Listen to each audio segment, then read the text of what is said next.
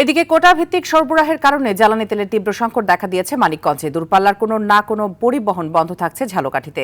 সীমিত সংখ্যক পাম্পে তেল দেয়ায় ভিড় সামাল দিতে হিমশিম খাচ্ছে পাবনার ঈশ্বরদীর পাম্প কর্তৃপক্ষ। দীর্ঘক্ষণ লাইনে দাঁড়িয়ে থাকার কারণে দিনাজপুরের হিলির অনেকেই অসুস্থ হয়ে পড়ছেন।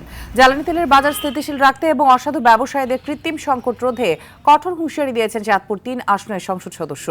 এদিকে ১,৪০০ লিটার অবৈধভাবে মজুত করা ডিজেল ও একটি ভাউচার গাড়ি সহ নোয়াখালীতে ৪ জনকে আটক করেছে জেলা গোয়েন্দা শাখা।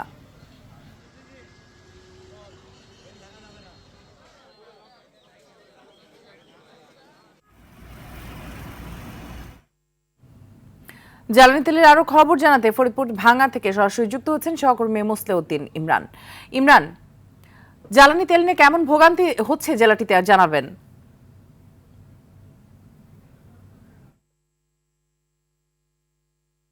করে কিন্তু সারা দেশেই চলছে জ্বালানি তেলের সংকট এবং সেই সংকটকে কাজে লাগিয়ে কিন্তু একটি অসাধু চক্র তেল কালোবাজারির সঙ্গে যুক্ত হয়ে পড়েছেন।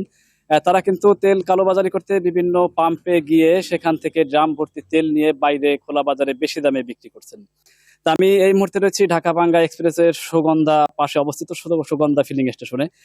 যে ফিলিং স্টেশনটিতে কিন্তু কালোবাজারিদের থাবার কারণে এই পাম্পটিতে আজ ৪ দিন যাবত কিন্তু তেল সরবরাহ বন্ধ রেখেছে এই পাম্প কর্তৃপক্ষ। তা আমি এখন এই পাম্প কর্তৃপক্ষ একজনের সঙ্গে কথা বলবো।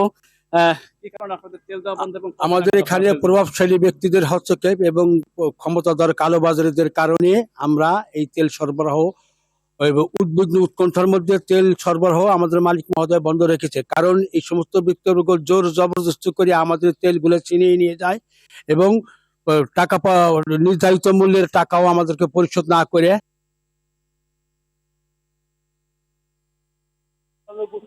তারা ওনাদের প্রভাবের কারণে এরা বুঝতে পারে নাই, পরে তারা অবশিষ্ট তারা চলে যায় এবং আমাদেরকে বলে যে তেল সরবরাহ বন্ধ রাখার জন্য। আমরা উদ্যোগ উৎকণ্ঠার মধ্যে আছি,